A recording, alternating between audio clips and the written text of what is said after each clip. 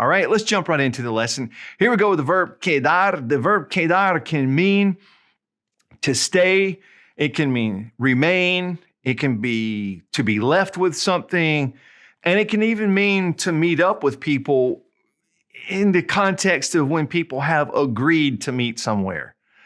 Okay, yeah, it's kind of like that. So let's look at some examples. Now, the first thing I want to tell you is that quedar can also be used like this. Reflexive, quedarse. Okay, we know that reflexive many lessons ago. If you need to go back and look at the reflexive video, that one's many lessons ago. But reflexive, someone is doing something to oneself, and it could be brushing my own teeth, combing my hair, taking a shower, whatever.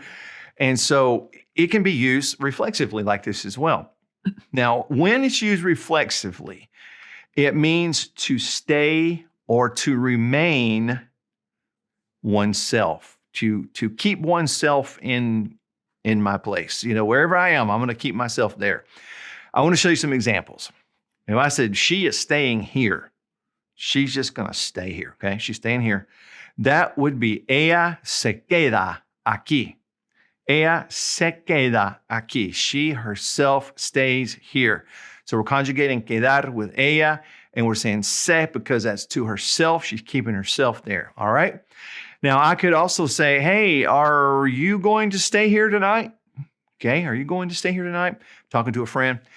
¿Te vas a quedar aquí esta noche? Okay, ¿te vas a quedar aquí esta noche? Now, we know also many lessons ago, grammar structure 1 and 2, many lessons ago, early on in our lesson series, we did these kinds of sentences 2 different ways. So you can also say this, ¿vas a quedarte aquí esta noche?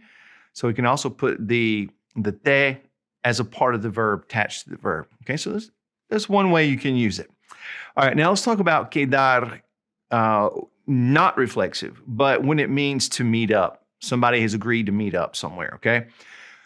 We're going to meet at 6 o'clock, all right? Then we're just going to use the verb just like it is. Don't have to put any kind of reflexive pronoun on there. Okay, so we're going to meet at 6 o'clock. Vamos a quedar a las 6. All right, pretty straight. Ir plus apos infinitive. Vamos a quedar a las 6. That's one way we can use quedar. She meets with her lawyer on Fridays.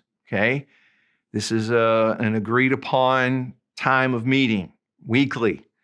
Ella queda con su abogado los viernes.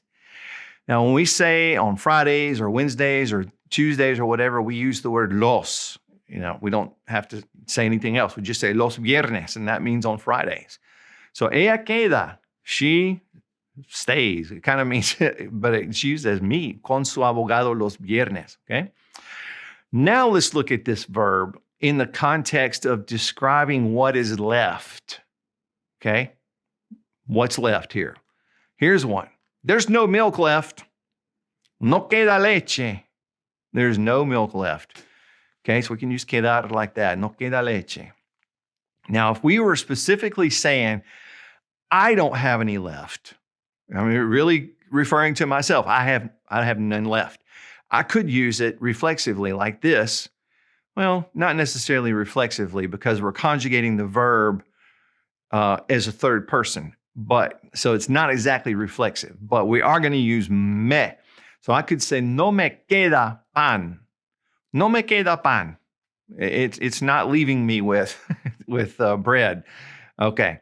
So just note that we're not conjugating that with no me quedo strictly reflexively. It's more like it's being done to me. All right, now we can also use with this verb with a gerund.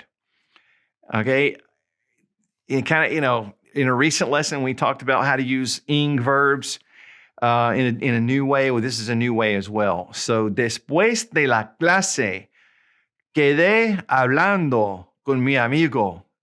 So after class, I stayed talking. I remained talking with my friend. We can use it like that. I do want to point out one thing right here. We could use me in this sentence. We could say me quedé hablando. All right, and some people would say it that way. I just want you to know both ways. You can hear it, quedé or me quedé. All right, and here's another example of that, but I want to just say, you just keep walking. I could say, queda andando. Queda andando. Just keep on walking, all right? Now, we can also talk about the verb quedar in the context of what we're left with. Something else has left us with this situation, all right? So here's an example. We were left without a taxi, all right? That's what the situation has left us. Quedamos sin un taxi. So notice we're conjugating with we. We're conjugating with we now. So quedamos sin un taxi. We leave, we remain, is what you're saying, without a taxi. All right? And mis amigos, I hope that has given you several different ways that you can use the verb quedar. It's a really cool verb. I recommend you try to bring those into your conversation as soon as you can, okay? All right, hey, thanks for hanging out with me. I hope this has helped you out. I'll see you really soon on the next lesson. In the meantime, I wish for you and all your friends and family paz y bendiciones, peace and blessings, my friend, mis amigos. I'll see you soon. Hasta pronto. Friends, thanks for watching The Language Tutor. If you have a question for me, feel free to leave it in the comment section below the video. And please click subscribe and the notification bell so that you'll never miss any of our language lessons.